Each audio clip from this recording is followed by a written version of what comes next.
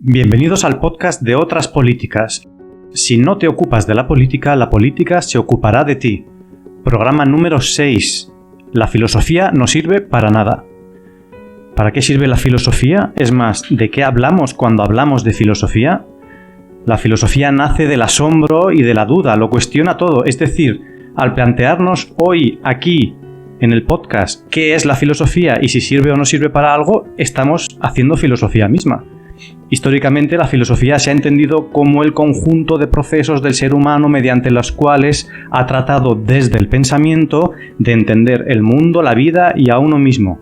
En el programa de hoy queríamos acercarnos a esta discusión básica del ser humano con Platón, Descartes, Kant, Nietzsche y Heidegger, pero por lo que sea no han podido venir y en su lugar está aquí Carlos. Hola Carlos. Hola. Está Manolo. Hola Manolo. Hola. Y está Enrique. Hola. Y también dos invitadas especiales que repiten y una vez más voy a dejar que seas tú, Carlos, quien nos las presente. Sí, contamos hoy nuevamente con dos colaboradoras que empiezan a ser ya fijas en el programa y que espero que no sea tampoco la última vez porque sus aportaciones enriquecen notablemente el debate, ¿no? Anne-Sophie de la Dehesa, profesora de filosofía, pues acostumbrada a tener que introducir en las sobreexcitadas mentes de sus alumnos jóvenes, tener que introducir los elementos reflexivos, analíticos que supone el pensamiento filosófico a lo largo de la civilización. Buenos días. Hola, ¿qué tal?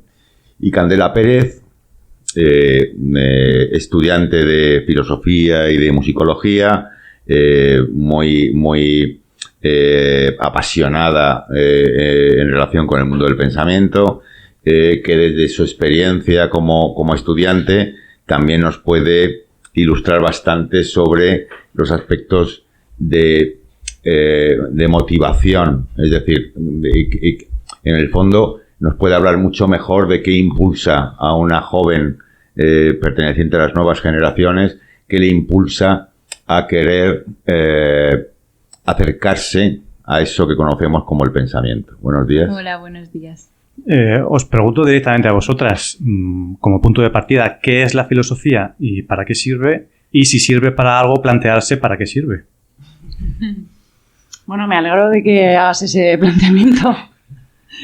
A ver, ¿qué es la filosofía? Bueno, pues la filosofía es un intento de trascender, digamos, tampoco quiero hablar con muchas palabras, ¿no? Pero desde un punto de vista cognitivo, siempre ha sido un intento de trascender cosas que están establecidas, ¿no? Como ha dicho Iván en su introducción, la filosofía nace del asombro y solamente nos podemos asombrar si empezamos a cuestionar qué es la realidad y, por tanto, qué somos nosotros, qué actitudes deberíamos de tener, por ejemplo, con la ética.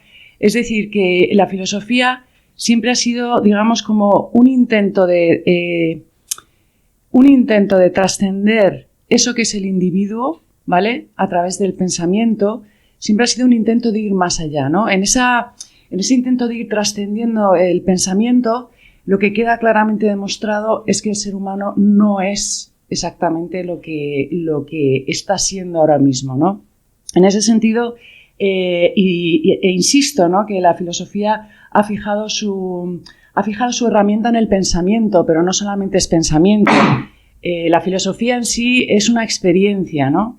Y yo creo que es una experiencia absolutamente necesaria de todo individuo que tiene esa herramienta y que esa herramienta en sí siempre lo que nos está pidiendo constantemente es querer saber, querer ir más allá, ¿no?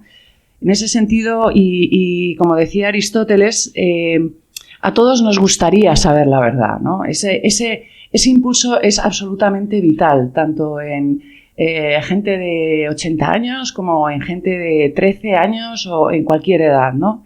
Y esa convocatoria yo creo que es una convocatoria que tiene que ver con una responsabilidad, ¿no? Y como hablamos en el programa de la semana pasada, esto es posible que actualmente haya, digamos, como muchas más dificultades para llegar a satisfacer esa convocación, ¿no? Candela, ¿tú qué piensas? Porque tú casi nadie elige... Es verdad que hay gente que sí elige este tipo de estudio, ¿no? Pero cada vez es más difícil encontrar gente así, ¿no? Sí, yo creo que la filosofía, tal y como la has planteado, que comparto, mi opinión también es la misma, es una búsqueda, ¿no? Es decir, es una búsqueda por el pensamiento individual, pero yo creo que se ha convertido, tal y como se enseña, por lo menos yo puedo hablar desde la perspectiva de los estudios universitarios, se ha convertido en una suerte de explicación del estudio de las ideas y del pensamiento sobre otros autores, más que el incentivo o la búsqueda de forjarnos un propio planteamiento, de aprender a pensar. Me estaba acordando de una de las clases que he tenido este curso, que es mi último año, y el profesor nos preguntó, bueno, ¿por qué habéis elegido esta carrera, no? Y entonces una compañera mía dijo que había elegido la carrera porque quería aprender a hablar bien, pero una forma de hablar no simplemente orientado hacia la retórica, que podría ser un punto de...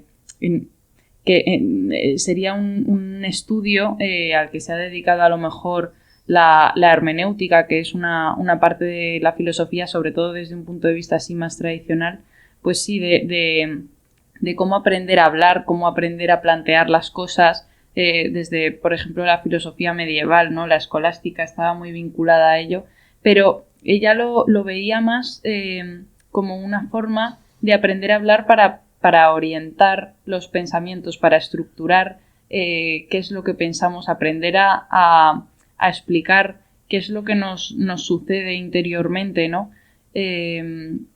Y aprender a buscar, ser curiosos. Entonces, yo creo que es una pena que no se intente trascender y que nos quedemos un poco anquilosados, ¿no? en esta búsqueda de intentar comprender y explicar siempre a los filósofos, que al final se acaban convirtiendo en una especie de momias conceptuales. Entonces le damos más importancia a qué es lo que decían, que a lo mejor los problemas que tenemos hoy en día frente a nosotros, y entonces nos impide un poco, yo creo que el punto en el que podríamos aprender a hablar sería, ahora digo en nuestro debate, sería dónde está nuestro propio pensamiento, ¿no? O cómo la filosofía nos puede ayudar a desarrollarlo, a desarrollar perspectivas personales. Claro, es que está muy bien eso que dices, porque yo creo que habría que rescatar la filosofía de los doctos, ¿no? Es decir, que la filosofía en sí tiene que ser una experiencia, y una experiencia, claro, de tu propia inteligencia. Es decir, lo que estaba diciendo Carlos el otro día, ¿no? Que me parecía muy interesante, esa especie de actitud consumista hasta de cosas que no deberían ni siquiera asomarse al consumismo, ¿no? O sea, uno no lee filosofía para ver qué filósofo le gusta más. Eso es una cosa absolutamente absurda, ¿no? Uno lee filosofía para introducirse, para vivir el pensamiento de cada uno y entonces empezar a modular el suyo propio, ¿no? Es decir, hay que pasar por esa experiencia desde un punto de vista, digamos, absolutamente personal, porque es que si no, los estamos momificando, ¿no? A toda esta gente. Una especie de iniciación en la capacidad de pensar, es lo que dices, ¿no? Sí, obviamente, una especie de iniciación en la capacidad de pensar, pero el pensamiento como vivencia, no como una especie de cúmulo de datos o esa manera tan absurda, ¿no? Desde lo académico, de plantear la filosofía como una especie de historia de la filosofía, donde uno tiene... No, es que digamos que toda esa especie de baile conceptual, de matices que van aportando cada uno, en sí tiene muchísimo sentido, aunque no tenga nada que ver con lo que tú supuestamente piensas, ¿no? Es decir, es como darte un baño constante de otros tipos de matices que en el fondo te están enriqueciendo, ¿no? Y esa experiencia en sí puede ser, obviamente, plenamente satisfactoria e insatisfactoria al mismo tiempo, ¿no? Sí, yo en ese sentido creo que si lo pudiéramos plantear un poco como... es decir, tiene mucha importancia, yo creo, la experiencia de conjunto. El aprender a pensar por uno mismo, pero aprender a pensar por uno mismo con los demás. Yo creo que cuando durante la cuarentena, un poco, o incluso el confinamiento en casa, lo que yo más echaba de menos, yo y mis compañeros, porque creo que todos al final sentíamos un poco lo mismo, que echábamos mucho de menos los debates que surgían después de las clases cuando nos íbamos a la cafetería a hablar juntos, porque en las clases, vale, era un poco bombardeo de información, a lo mejor bombardeo de datos, estudios sobre problemas concretos, estudios sobre corrientes filosóficas, estudios sobre autores, pero cuando de verdad surgía nuestro punto de vista era cuando podíamos sentarnos después de haber recibido todo eso y desarrollar nuestros puntos de vista, nuestras aproximaciones, y realmente creo que eso es lo que no se está incentivando, porque incluso después ya cuando acabas el grado y te sigue interesando esta disciplina y te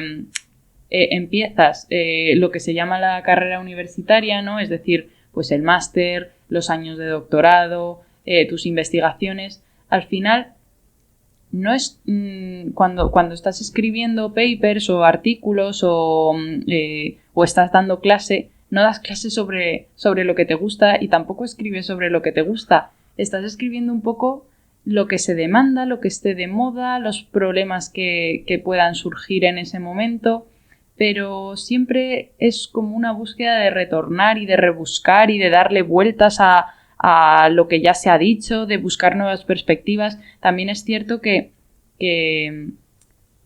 cuando estás hablando de algo que ya se ha dicho, pero aportas tu punto de vista, eso ya es una novedad en sí, ¿no? Pero yo creo que nos regocijamos un poco en esa experiencia de hablar sobre el pasado, más que plantear esas perspectivas propias. Y entonces, en ese sentido, creo que por eso lo de aprender filosofía para aprender a hablar es importante, porque es el sinónimo de aprender a pensar. Sí, en ese sentido a mí me ha encantado lo de la momificación, ¿no? La momificación de las momias escolásticas, ¿no? Claro, yo creo que el convertir la filosofía en historia de la filosofía, que es lo que se tiende a suceder, lo que acaba es situando el mundo del pensamiento en algo pasado. De alguna manera es como desterrar el pensamiento como instrumento y como recurso de cara a tu propia realidad, ¿no? Yo ahí me preguntaría, y lanzo la pregunta al aire, yo creo que la filosofía es corresponde al deseo de entender la realidad y de entenderse a uno mismo. Este impulso ¿sería una necesidad vital en el hombre?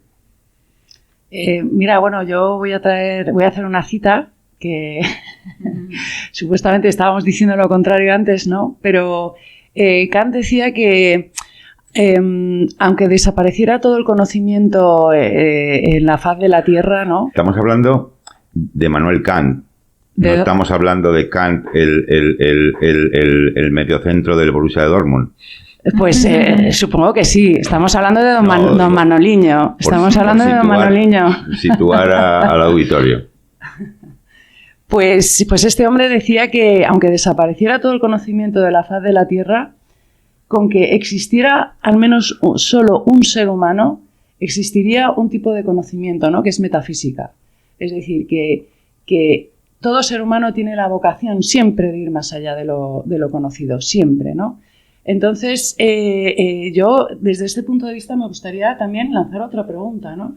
Es decir, ¿Hasta qué punto esta especie como de sensación de impotencia ante todo el torrente de conocimiento que hay ahora mismo, ¿no? ¿Hasta qué punto esa vocación metafísica se está ahogando, ¿no? Desde un punto de vista educativo, desde un punto de vista social, desde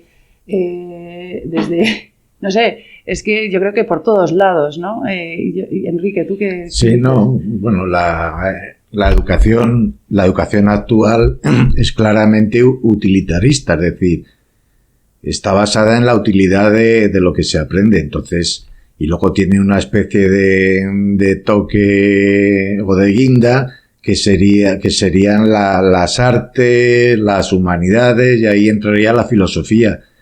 Pero es un poco para cubrir el expediente, pero en realidad la orientación es proporcionar conocimientos que se vayan a aplicar.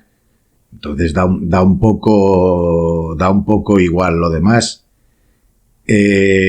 ¿Para qué sirve que no vale para nada la filosofía? Bueno, pues el modelo social que tenemos ahora y los anteriores se han construido a partir de las ideas de Platón y de Nietzsche y de Kant y de Descartes o de Marx, o de Hegel.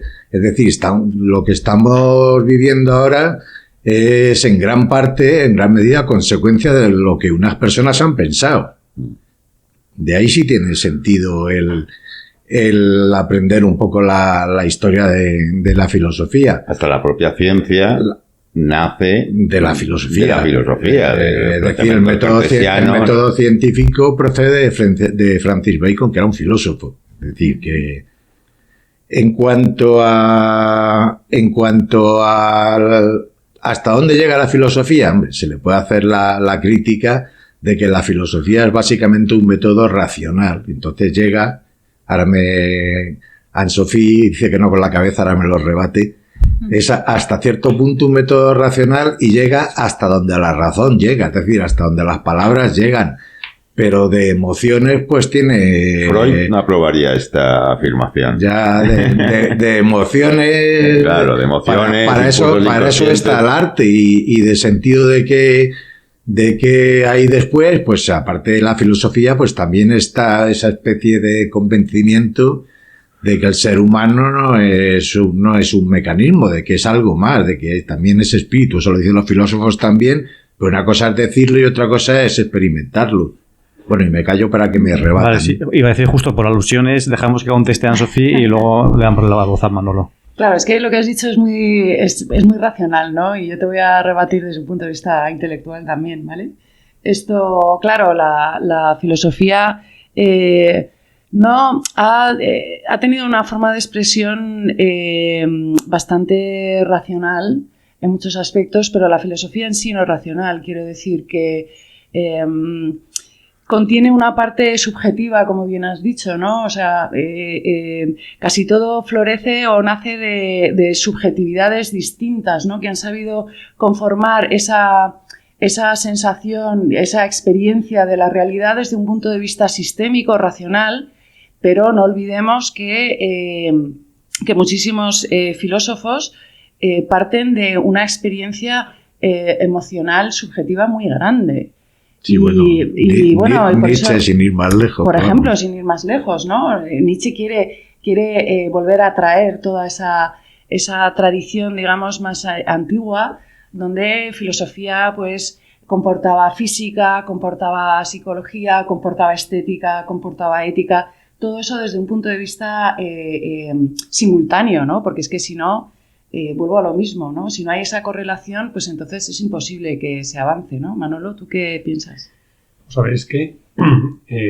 Enlazando con lo que incluso planteó antes Enrique, que es verdad, tenemos una sociedad que vive de todos los planteamientos que han hecho una serie de grandes filósofos, pero yo diría que vive de las rentas. Se ha instalado en eso.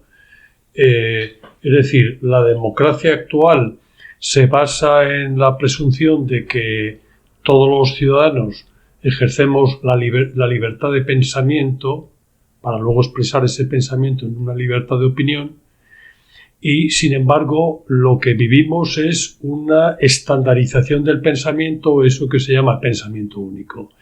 Entonces, urge hacer la pregunta: ¿cómo se puede enseñar, inculcar, inducir en los individuos una capacidad para pensar por sí mismos, para ser capaces de tener un pensamiento distinto, vamos a decir incluso contracorriente del mayoritario?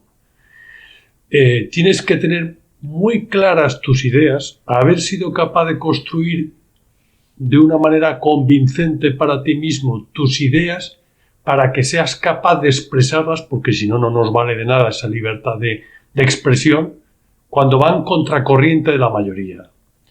Lo que asistimos en este momento en toda una serie de temas claves,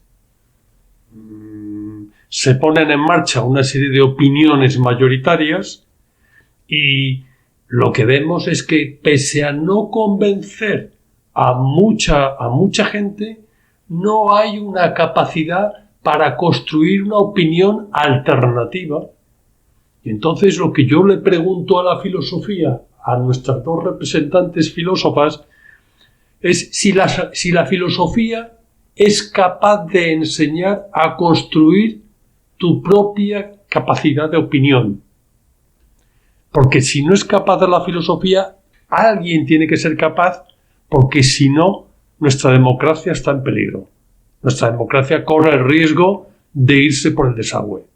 Yo ahora hablaré de lo que significa enseñar filosofía, ¿no? Desde mi punto de vista, obviamente. A ver si me permitís, y no deseando interrumpir a Candela, que ahora dará su opinión, yo quería recoger, porque creo que está hilado, lo que ha dicho Enrique en relación con la forma actual de educar, ¿no? La búsqueda de que el pensamiento tiene que ser útil, ¿no? La educación tiene que ser útil, el pensamiento tiene que ser útil. Por tanto, surge la pregunta: ¿y la filosofía qué puede aportar en relación con esto? Pues es que desde esa perspectiva la filosofía, y mucha gente suscribirá a esta sensación, no deja de ser una comedura de tarro dentro de un planteamiento utilitarista. Es que un soldador especializado, el imperativo categórico, pues le da igual.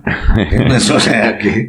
Por eso, a eso me refiero. Y de ahí me surge una cuestión que creo que está hilado con lo que estamos hablando, que es este objetivo social, político-social del estado de bienestar, la consecución de los derechos sociales, etcétera, etcétera, pero sobre todo el estado de bienestar, no es un antídoto, un potente antídoto a la aventura de pensar.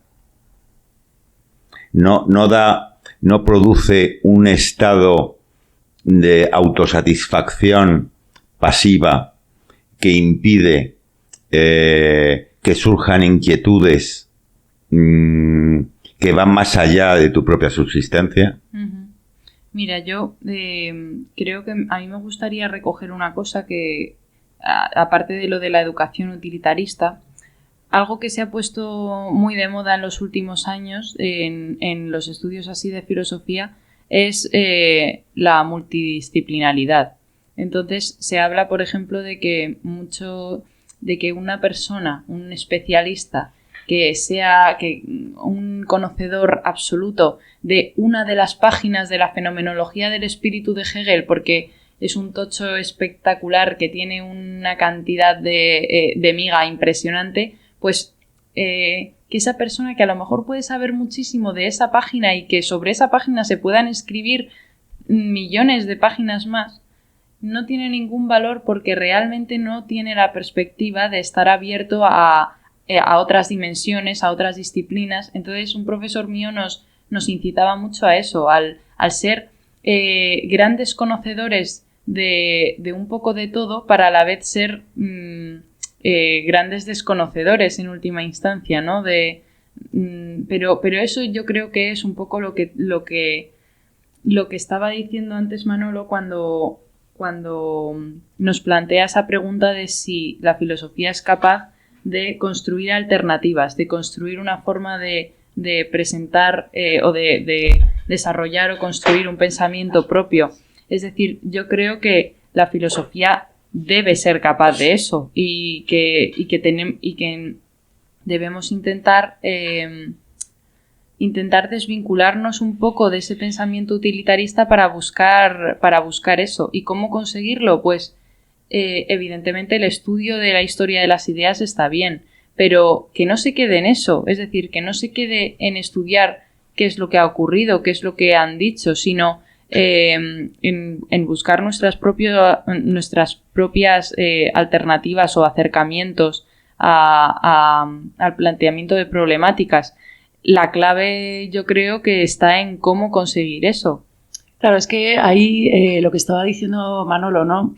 Estábamos hablando de opiniones y de cómo poder traspasar esas opiniones, ¿no? Y claro, creo que es una opinión. Ahora vamos a hacer filosofía, ¿no? O sea, una opinión es una serie de ideas con una fuerte sensación, es una creencia, ¿no? De que eso es verdad. Entonces, claro, nos encontramos en ese sentido con un montón de individuos que tienen una fuerte sensación de que lo que piensan es la verdad. Ante eso, claro, vuelvo otra vez a una experiencia, digamos, un poquito más emocional. Si tú, dando clase de filosofía, eres capaz de defender y hacer que los chicos, en mi caso, ¿no? Sientan que lo que estás diciendo tiene una especie de pozo de verdad, y les planteas una cosa y luego la contraria, y van viviendo todo eso como verdades, inmediatamente se produce una sensación de, bueno, entonces, ¿qué es la verdad? O sea, se produce esa sensación de que en el fondo no sabemos nada. Yo sé que esto es muy socrático, no me voy a enrollar, ¿no? Pero yo creo que hay que pasar por esa sensación, ¿no? Y también como profesora, el pánico que les puede entrar con todo este rollo utilitarista, ¿no? El pánico que les puede entrar cuando tú les preguntas, ¿no? Por un propio desarrollo del pensamiento, de su propio pensamiento, ¿no? Porque inmediatamente no saben cómo les vas a calificar. Quiero decir que dentro de cómo se enseña filosofía también está toda esta estructura académica en la cual, pues eso, en el colegio y en la universidad también tienes que sacar tus notas determinadas, tienes que conseguir una serie de cosas y, lógicamente, desde un punto de vista de pensamiento, digamos, más personal, eso supuestamente es muy difícil de calificar, ¿no? No solamente desde un punto de vista académico, luego ya en tu día a día también tienes miedo a cómo te califiquen los demás, ¿no? Pero yo lo que quería entonces es añadir a mi reflexión anterior, si hubiera un partido mayoritario, un gobierno, vamos a imaginarnos, obviamente no es el caso, pero si hubiera un gobierno que quisiera incentivar, estimular la libertad de pensamiento, que quisiera llenarla de contenido, la libertad de pensamiento de todos los ciudadanos, y por tanto que hubiese mucha más digamos diversidad de opiniones bien construidas.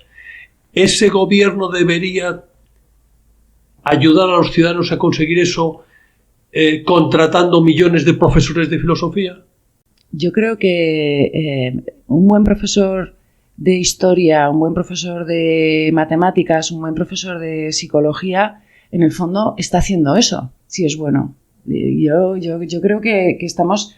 Es verdad que la filosofía, su intención es recoger muchos rasgos y correlacionar muchos rasgos que son inherentes al ser humano, pero esos rasgos se reflejan en cada una de las propuestas que hay. El problema no solamente es que está todo muy categorizado y que el Estado se ocupa, ¿no?, de lo que tienes que estudiar, cuándo, cómo, y que eso es un absurdo total, sino que también el problema es que yo creo que en todas partes falta individualidad y subjetividad a la hora de transmitir cualquier cosa, ¿no? O sea, yo creo que, bueno, buenos profesores y malos profesores hay en todas partes, ¿no? En el colegio, en la universidad, y buenos políticos y malos políticos, bueno, igual eso es, no sé si es más difícil de... No, lo que quería decir antes, Anne-Sophie, es si para ayudar a la ciudadanía a pensar, cada uno por su propia cuenta, la herramienta es filosofía y más filosofía, o es otro tipo de herramienta. Yo creo que todo es un conjunto, ¿no? Pero aún así yo creo que la filosofía como herramienta es fundamental. Y como todos sabemos, bueno, pues es una asignatura que se ha politizado, cosa que es absolutamente absurda, y es una asignatura que se ha tomado como bandera de muchas cosas y me parece que en ese sentido sí que puede haber una especie de intención de no dedicarle demasiada atención, tanto si se apoya como si no se apoya, porque está politizado, ojo, de no dedicarle demasiada intención a esta propuesta, ¿no? Apostillando un poco lo que dice Anne-Sophie, y por dar pistas de lo que pregunta Manolo, ¿no? La filosofía, si ha sido filosofía, siempre ha tenido problemas con el poder. Siempre, sí. Es decir, llevado al terreno de lo actual, yo estaba indicando si el estado de bienestar es un potente anestésico contra el impulso de pensar. Yo creo que si nos situamos en el momento actual en el terreno de lo político, el estado de bienestar va a propiciar un pensamiento único, va a propiciar políticamente, va a propiciar populismos, va a propiciar nacionalismos y efectivamente creo que la gran herramienta a utilizar, no sé si es tanto la filosofía como disciplina, y no sé si tanto la filosofía como asignatura, en cualquier caso, es de volver a reimpulsar la capacidad del hombre, dando cobertura a esa necesidad de entenderse, que lo ha cogido demasiado de testigo la psicología, y no sé si el modelo psicológico ha dado realmente respuesta a esa necesidad, y de entender la realidad, que yo creo que es el ámbito exactamente de la filosofía en sentido crítico, en el sentido alternativo, en el sentido dialéctico de la palabra, ¿no? Mira, al final yo creo que en este sentido podríamos decir que la filosofía lo que plantea es una posibilidad de búsqueda, porque creo que recordar que decía Einstein que cada vez que enseñes algo como profesor, debes enseñar también a dudar, es decir, debes enseñar la posibilidad de dudar de lo que estás enseñando, ¿no? Entonces, una parte que yo creo que es fundamental es que podríamos extraer un poco las herramientas filosóficas para aplicarlas a otras disciplinas y para forjar así una especie de modelo en el que haya esa búsqueda del pensamiento personal o del pensamiento de la libertad individual, como decía a lo mejor antes Manolo. Claro, yo por ejemplo me estoy refiriendo a cuando se está, por ejemplo, leyendo un texto, intentar ir sin prejuicios sobre lo que estás leyendo, intentar darle la razón a aquello que estás leyendo y luego a posteriori formarte tu propia opinión. O por ejemplo, antes Anne-Sophie lo ha mencionado un poco, que a mí me parece fundamental. Cuando se da a algún autor o una corriente de pensamiento determinada, la labor del profesor yo creo que está en intentar transmitírtelo como si eso fuera la verdad absoluta y culmen, intentar conseguir un reconocimiento por parte del oyente que está escuchando, que eso es un poco una herramienta a lo mejor socrática, ¿no? Que aparece en los diálogos de Platón, cuando Sócrates va como interpelando a sus interlocutores, pero les hace preguntas rebuscadas en las que es imposible decirle que no. Entonces al final les va guiando un poco, ¿no? Pero claro, yo creo que justamente la búsqueda estaría un poco en eso, en intentar en que, claro, en asumir precisamente que la verdad única no existe, sino que hay verdad en cada cosa que podemos hacer, en cada cosa que podemos pensar, en cada perspectiva, y que no tiene por qué ser más verdad la mía que la de Carlos, que la de Anne-Sophie, que la de nadie. Es decir, que el propio pensamiento individual va a surgir una vez que derribemos un poco esas presunciones o esos juicios valorativos que tenemos sobre las cosas y nos hagamos un poco más conscientes de dónde está nuestro punto. Esto yo creo que también es a lo mejor a lo que se refería Nietzsche, ¿no crees, Anne-Sophie? Claro, es que lo que estábamos hablando antes de las opiniones y todas esas cosas, ¿no? Es decir, que esa especie de búsqueda de la verdad inmediatamente y la filosofía deconstruye muy bien, ¿no? O sea, y esto hace falta tener mucha cabeza, quiero decir, para buscar esas estructuras fundamentales del pensamiento y luego romperlas, ¿no? Esto, yo creo que la filosofía en ese sentido te ayuda a saber que, bueno, pues que lo que sabes está muy bien, pero que es mucho más interesante tener la experiencia de un nuevo pensamiento, ¿no? Y para eso, lógicamente, tú lo que tienes que hacer es saber que lo que piensas como verdad y lo que entiendes como conocimiento absoluto, pues es una parte, hombre. Y no pasa nada. Quiero decir, eso, la filosofía te ayuda mucho a eso, yo creo, ¿no? Sí, es que en ese sentido la filosofía es una gran destructora porque derriba modelos de pensamiento anquilosados, derriba estructuras que podamos tener, nos da de vez en cuando bofetadas sobre cómo estamos haciendo las cosas y por qué no nos estamos cuestionando el por qué las hacemos, porque las asumimos como algo preestablecido de lo que es imposible darse un poco de cuenta, pero yo creo que estamos todavía desde la filosofía en vías de desarrollo en cuanto a su posibilidad constructiva, es decir, en cuanto a la posibilidad de generar perspectivas o aproximaciones entonces yo creo que todo eso debe partir de lo que estaba hablando antes Manolo, ¿no? De la capacidad de construir alternativas, pero todavía, pues, ¿qué queréis que os diga? Yo creo que no he experimentado todavía cómo eso se ha puesto en marcha desde el ámbito universitario, y desde lo individual tampoco sabría decir cómo podríamos comenzar un poco a generar ese pensamiento personal.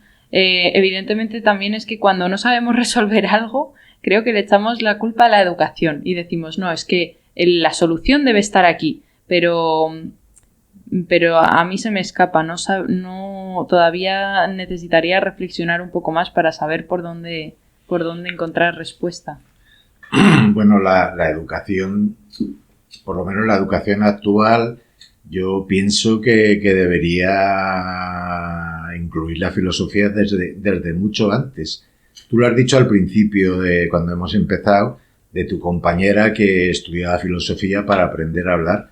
Bueno, pues es que yo creo que ahí está la clave. Es decir, pensamos con palabras, y cuanto más palabras tengas, mejor piensas, indudablemente. Y hay conceptos que hay que es antes el concepto que la palabra, y hay que inventar la palabra. Eso es lo que hace un filósofo, inventar palabras para esbozar mínimamente lo que no sabe expresar de otra manera. En ese sentido es un poco como los poetas, es decir, el lenguaje, salvo los términos técnicos, el lenguaje lo han construido siempre los filósofos y los poetas.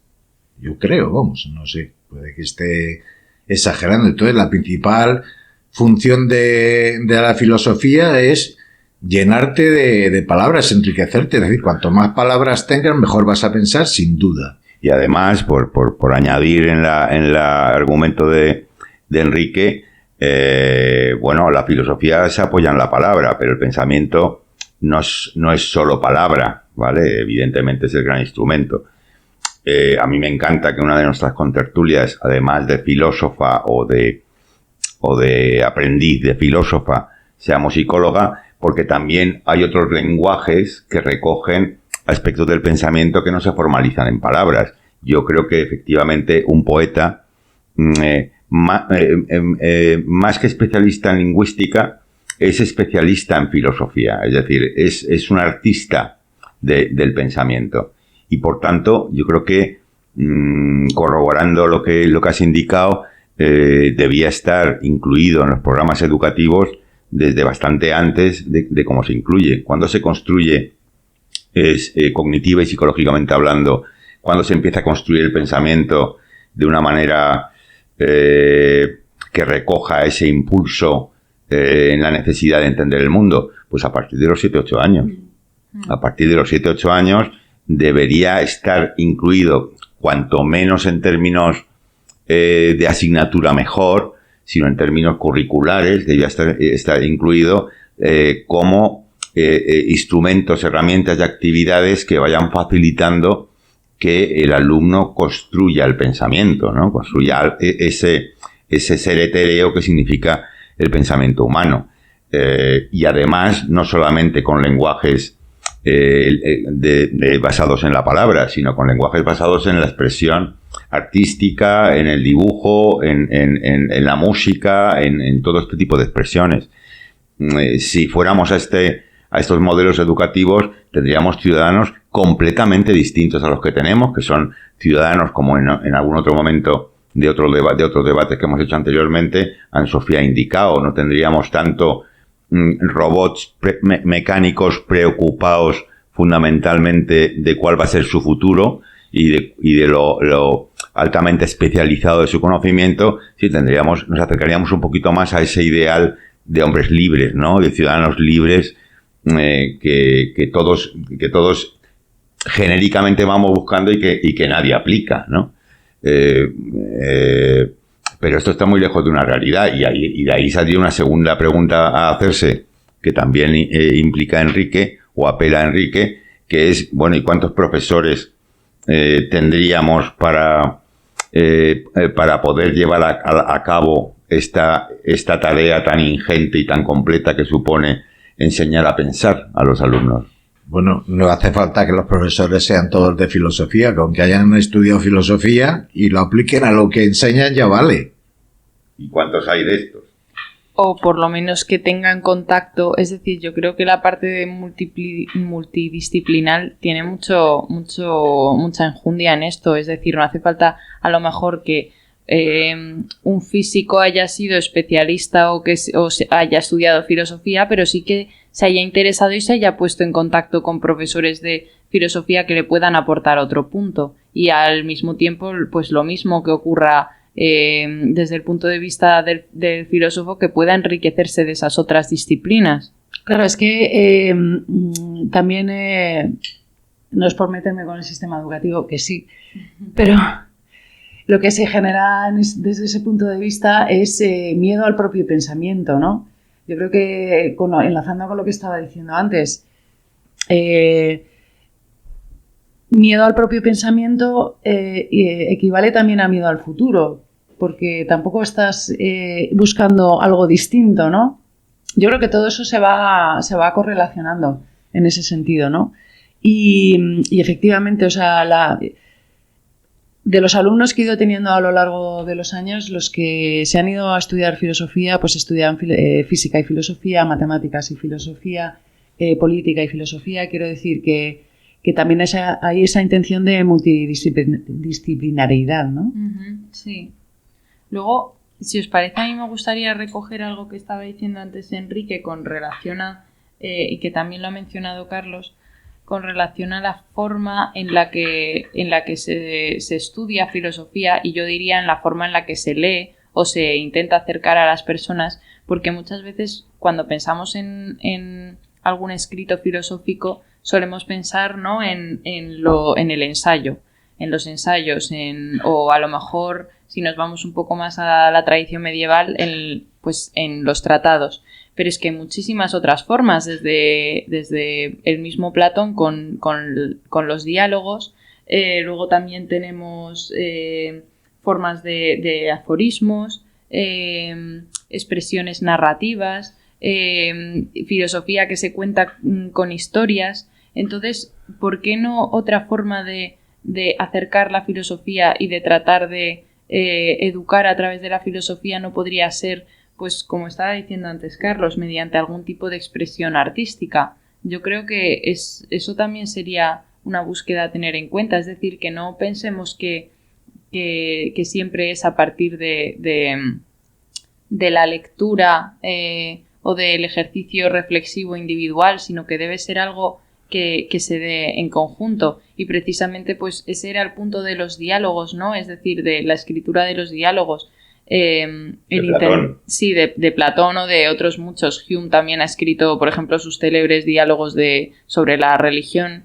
Entonces, intentar recoger ese punto de opiniones distintas, aunque claro, luego en la forma de escritura siempre acabas viendo cuál es el posicionamiento de cada filósofo y cuál es la perspectiva que ha recogido de otra opinión con la que no está tan de acuerdo, ¿no? Porque está un poco sesgada, exactamente. Pero bueno, el hablar de eso, de reconocer que hay otras formas de expresión y de acercamiento educativo, incluso desde un ámbito artístico, me parece que es también interesante. Sí, ¿no? Porque en el fondo cualquier cosa te debe hacer pensar, ¿no? Es decir, cualquier cosa es una sugerencia, una invitación al pensamiento, ¿no? Entonces, que te ocurran cosas y que no te haga pensar, ¿no? También eso es un problema, ¿no? Pero como diría Enrique, no interesa a este sistema que haya un pensamiento crítico, ¿no? Yo en esa línea le preguntaría a Anne-Sophie, que me consta que su forma de enseñar filosofía es una forma muchísimo más amplia y que da de lleno en esa necesidad que tienen sus adolescentes que están en esa etapa, los que van a sus clases, esa necesidad de entender y de entenderse. ¿Cuántos de ellos sus padres te han demandado el que se enseñe así filosofía? Yo supongo que esto obedece más al impulso del chaval que a una demanda por parte del mundo adulto. Sí, normalmente hay mucho padre agradecido porque nunca hubiera pensado que a su hijo le iba a gustar eso, y al mismo tiempo mucho padre muerto de miedo a ver si su hijo quiere, por favor, que mi hijo no vaya a hacer la carrera de filosofía, ¿no? O sea, yo esto sí he tenido esa... ¿no? Menganito está encantado y tal, me ha dicho que igual quiere estudiar filosofía, dile algo, ¿no? O sea, sí, claro, obviamente. Pues no sé si alguien más quiere hacer un último apunte, ¿no? Pues nos podemos despedir. Muchas gracias a las invitadas, Candela una vez más y a Anne-Sophie. Gracias a vosotros. Gracias. Gracias, Enrique. Gracias, Manolo. Gracias, Carlos. Gracias. Y a ti que nos escuchas, nos vemos en otraspoliticas.com y nos escuchamos en iVoox o en Spotify. Suscríbete, deja tus comentarios o tus preguntas y ayúdanos compartiendo en tus redes sociales. Hasta la próxima.